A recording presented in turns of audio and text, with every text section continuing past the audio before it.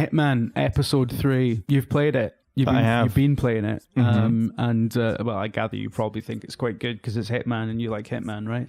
Well, not all of Hitman is amazing. Yeah. But is this amazing? I wouldn't say... Well, it has amazing moments in it. I don't think it has the same consistent quality of Sapienza. All right, okay. But then Sapienza is probably an all-time great Hitman map.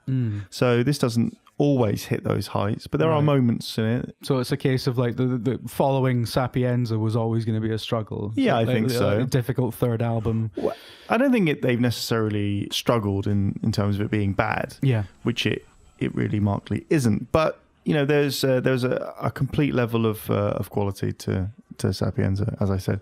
This, on the other hand, has a really cool spy thriller. Even like a linen suit at the start, wearing a polo shirt.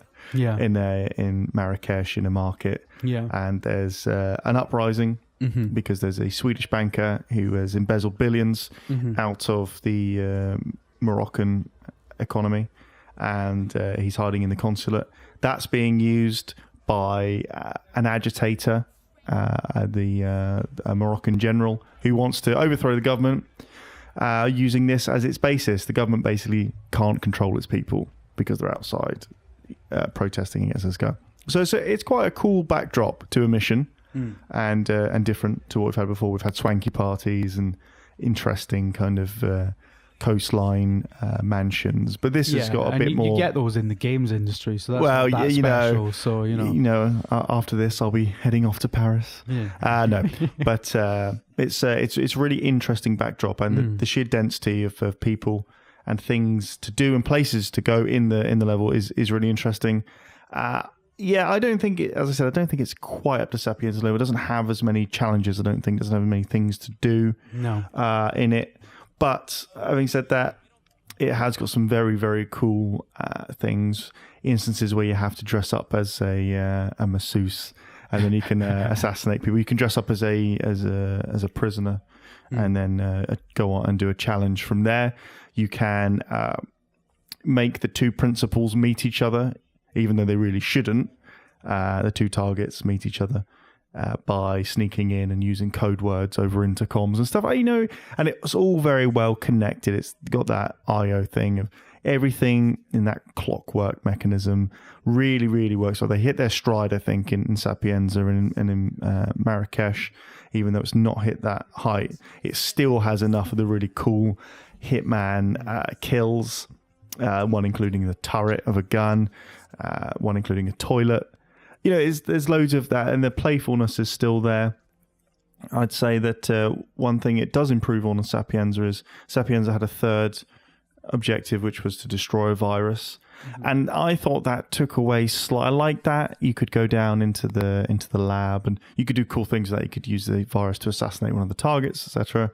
But in repeated plays, it got a bit annoying if you wanted to just kind of speed run it or get the challenges done, because then you had to go down and kill this inanimate object, basically.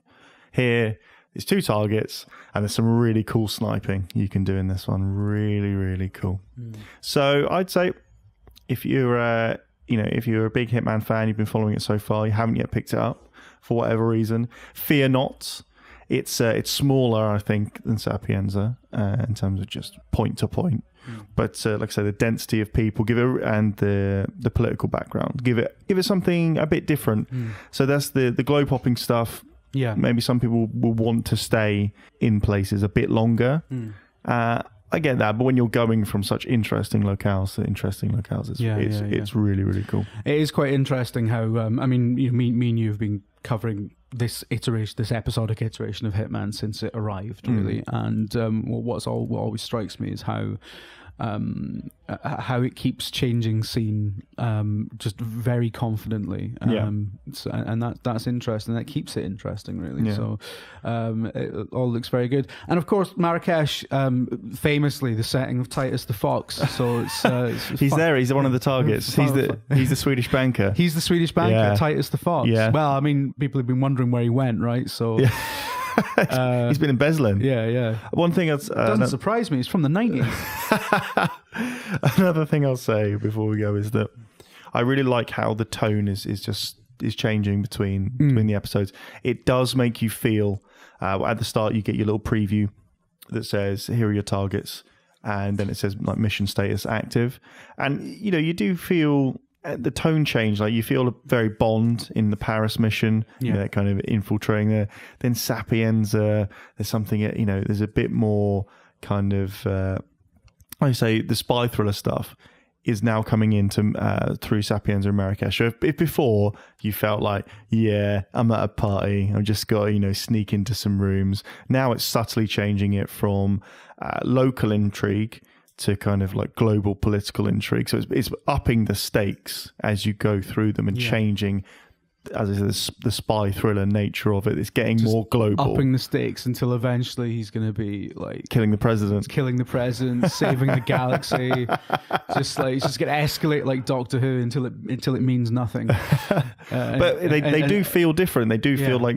Because there is an overarching narrative. At the end of each mission, you do get a little cutscene which tells you what's happening, gives you a bit of an insight. So, you do, it feels tonally different each time with that linen suit with your, in the first one, you're in a tuxedo, in the second one, you're in shirt sleeves, you're, meant to be on holiday. Yeah. You've stolen towels that morning. Yeah. But the third one, you're in a linen suit with a polo shirt. Yeah. And that's the mark of an international killer. No one's wearing that unless you've just turned up from the Treadstone program. Absolutely. Brilliant. Okay, we'll check out then. I mean, it's well worth sticking with, and I'm sure I'm going to look forward to seeing what the next one is. If you enjoyed that, click on the left for our review of Hitman Episode 2 Sapienza, or click on the right for our long play of Episode 3 Marrakesh. And do remember to like, share, and subscribe. Shouldn't they, Burns? Yes.